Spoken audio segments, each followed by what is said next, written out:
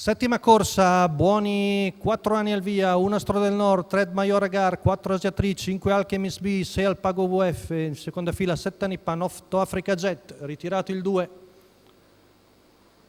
Partono veloci Ad Major Agar, Asia Tri e Alpago VF.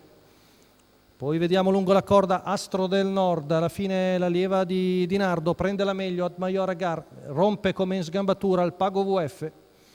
Quindi vediamo Numero di fuori 6, Asia Alpago Tri. VF squalificato. Tanto 200 metri in 14,2, seconda posizione per Astro del Nord.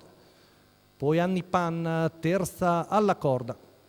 Alchemist Me è in pariglia dietro ad Asia Tri. Intanto arriviamo ai 400 passati dalla fila di Nadal Shiba in 30,5, sempre seconda alla corda Astro del Nord davanti ad Anni Pan. Poi in coda Africa Jet, mentre il treno esterno è formato da Asia Tri e Alchemist B in seconda pariglia 600 in 47,3, addirittura 16,8 per la curva. Ha addormentato il ritmo della corsa Antonio Di Nardo, in sulchi ad Ad Major Agar. Poi Astro del Nord affiancato ora da Asia Tri nella posizione più scomoda. Poi vediamo Alchemist B.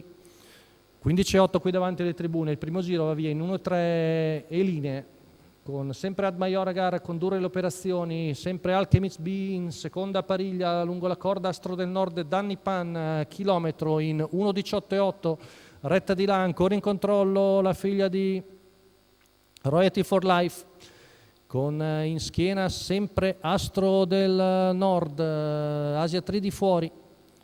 Retta di là passata in 15,1, ultima curva in vantaggio Ad Major Agar, attaccata sempre di Asia Tri che sta correndo molto bene ma si lancia ora in terza ruota Alchemist B, sempre lungo la corda Astro del Nord, poco più di 200 metri alla conclusione. Ad Major Agar prova allungo, avanza al largo Alchemist B, ultimi 150 metri di dentro Astro del Nord, ma Ad Major Agar viene a vincere molto bene, secondo posto per Astro del Nord, al terzo Alchemist B. Finisce in spinta anche Africa Jet, 28,2 a chiudere, 13,7 gli ultimi 200 metri, davvero notevole l'ultimo quarto di questa figlia di Royalty for Life di Gennaro Casillo con Antonio Di Nardo in sulchi, i colori dello stesso Antonio Di Nardo. Veramente notevole l'ultimo quarto in piena spinta. La rivediamo Ad Major Agar che viene a vincere alla settima dell'Arcoveggio. Buon secondo di posizione Astro del Nord, mentre al terzo in spinta anche lui Alchemist B, mentre per il quarto probabilmente Africa Jet batte Anni Pan.